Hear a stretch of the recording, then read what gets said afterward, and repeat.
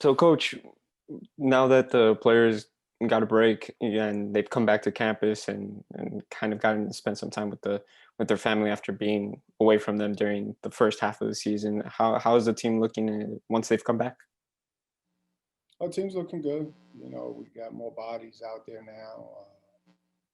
Jeff has finally practiced for us, and we still don't have everybody. Javon's not there all the way yet, and Rob is not back. But just to have Jeffrey practicing every other day now is good to see. I'm really happy for him.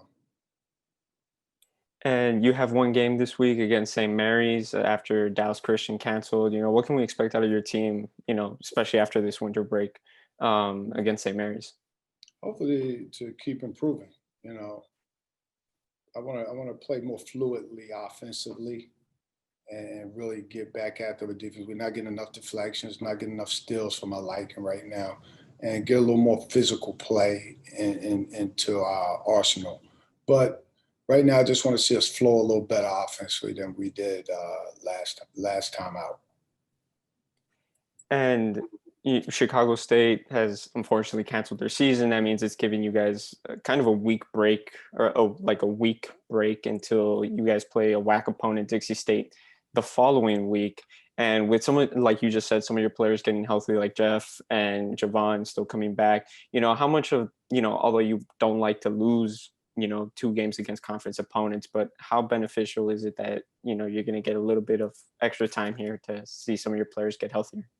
I mean, it's good in one sense, but it's bad in another. I mean, it's good as far as the health, but it's bad as far as you want to play.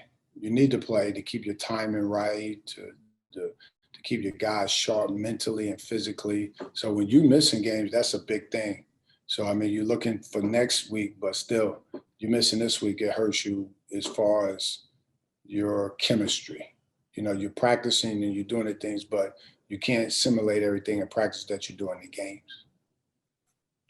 And in the press release after Chicago State canceled, it was mentioned that you guys are looking to find a game here and there. How tough has it been to find a game, especially with some other leagues, already going into conference play? Well, a lot of it's been tough because a lot of people have been hit by COVID, not necessarily conference play. It's just that you call one team hit or another team they having it. So man, this pandemic is rough out here. So, but we can't control it, so we don't worry about it. We could control what we control. If we find a game, we'll play it. If we don't, we won't. I think he's asking what you're hoping to see out of Jeff O'Cherry now that Okay. he's coming back. Okay. Just come in and see physical play. The good thing about Jeffrey, his strength is defense. So if he could just anchor that pain and be more physical, help us rebounding and blocking and altering shots, uh, he'll help us right off. We don't need him to look to score. I mean, if the opportunity comes, it comes. But if he could just do what he normally does, which is defensively, just be a big physical presence defensively, then he's already helping us. So that's all I'm looking for. I'm not looking for a miracle worker because actually we're playing pretty good. We're doing a good job right now, but he just gives us more length, more physicality, which helps us tremendously. I'm not sure if Ray's going to ask another question here, but I'll try to get one in. Uh, and another thing with bringing, Jeff into the mix now, Sean has been playing amazing, and then you have Anthony off the bench, and also you have Jamal. Are you going to try to rotate the bigs where it's only Jeff on the court at a time, or are you going to try to play some bigger lineups with, say, Jeff and Sean at the same time? We haven't had Anthony. Anthony's been out.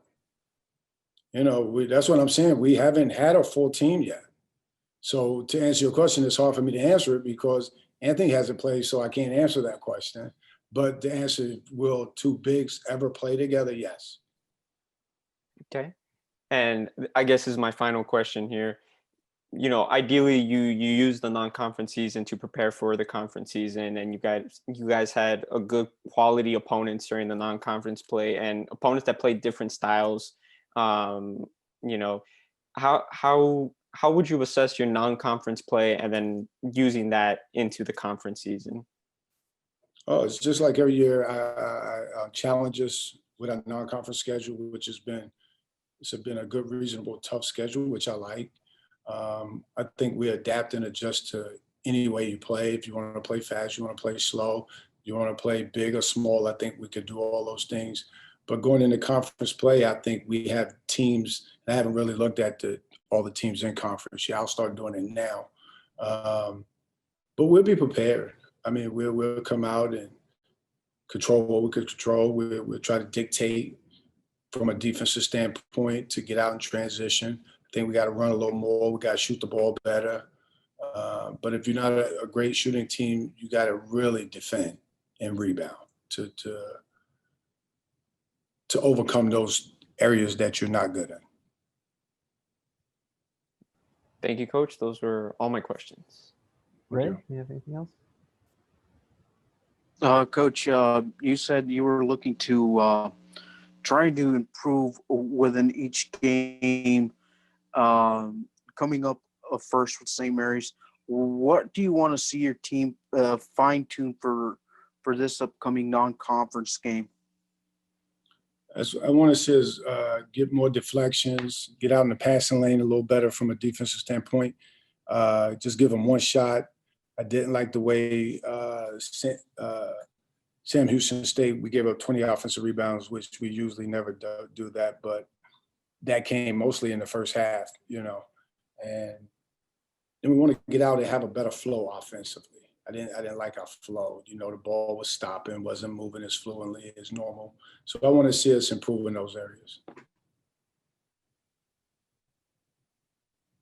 And Sean Ray just being a real big presence with your offensive game and even defensively. What's been the key for him to have such a big year early on? Well, just improvement. He's worked hard. See, once again, I've said it over and over to you guys. He didn't come in last year until the middle of the year. He had no practices with us, so nobody could just walk off the street and be what he is today. So what he is today is a whole year with us, practicing with us, going through the preseason with us. So now you're seeing the byproduct of how we improve our guys. But to his credit, what he did for us last year was outstanding, for where he had came from. This year, he's just been through the process of it. That's all. So he's improved tremendously. This has always been in his game. He just needed to fine tune it. Anything else, Ray? Quinton Johnson. Last one for me, Jonah. Quinton Johnson's also been another element that's been able to step up and help you out tremendously.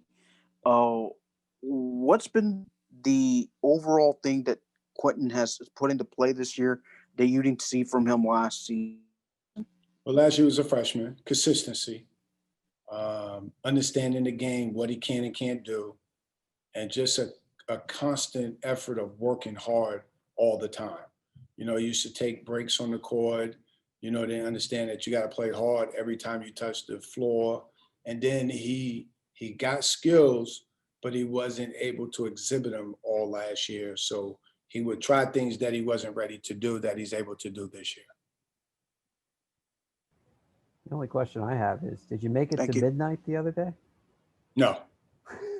I stopped doing that years ago, man. So I wake up periodically, and because, on New Year's, people will text you. So I at least try to make it to the ball drop. Hey, it's midnight somewhere, right? It's midnight somewhere. But me physically, no, I usually don't make it. And I don't try either. Cool. Well, appreciate it, Coach. Happy New Year's to you guys. You too. Hey, Coach. Happy New Year's.